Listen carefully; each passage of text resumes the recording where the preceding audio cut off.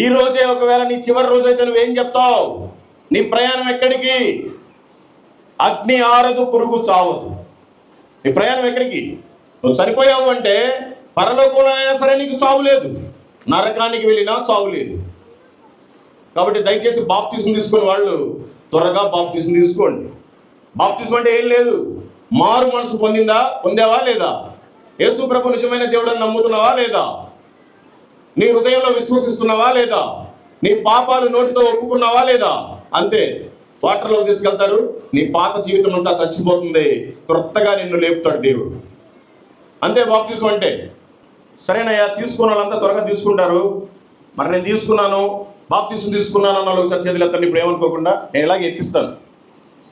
Praise God, మంచిది. మీరంతా ప్రతి నెల బల్లా తీసుకుంటున్నారా? నేను బల్లా తీసుకుంటున్నాను అన్న ఒకసారి చేతులు ఎత్తండి. Praise God. మీ గురించి చక్కని వాక్యం దేవుడు ఇక్కడ రాసి పెట్టాడు. 1 కొరింథీయులకు రాసిన పత్రిక 11వ అధ్యాయము 26వ వచనం.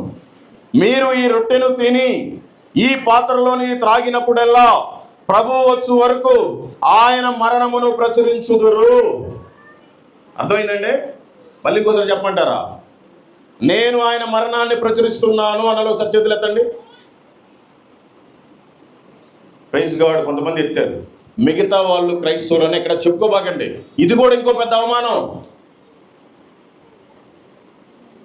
మీరు ఆయన బల్లలో చేయి వేస్తున్నారంటే ఆయన మరణాన్ని ప్రకటించాలంటే నాలాగన్నీ వదిలేసుకునే తిరగమని కాదు.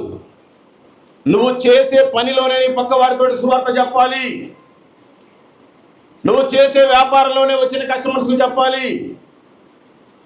నువ్వు చదువుకునే కాలేజీలోనే పక్క వారికి చెప్పాలి. నువ్వు ఏ పనన్నా చెయ్యి. పొద్దున్న నుంచి సాయంత్రం దాకా 3 పూటలు తింటున్నాం కదా, కనీసం 3కైనా రోజుకు సువార్త చెప్పకపోతే మనం ఆత్మీయంగా చచ్చిపోయి ఉన్నాం.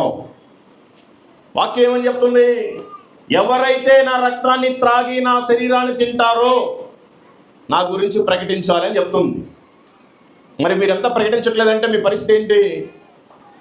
మీరు వస్తున్నారు మంచిగా, మీ దశంభాగాలు ఇస్తున్నారు, మీ కానుకలు ఇస్తున్నారు, పాటలు పాడుతున్నారు, పాస్టర్ గారికి మంచి రెస్పెక్ట్గా మంచి భోజనాలు పెడుతున్నారు, చర్చిలో పరిచర్య అంతా చేస్తున్నారు. మీరు సువార్త ప్రకటించకపోవటం వల్ల మీరు చేసిన ప్రతి పని వ్యర్థమే. నేను చెప్పట్లా, వాక్యం చెప్తాను.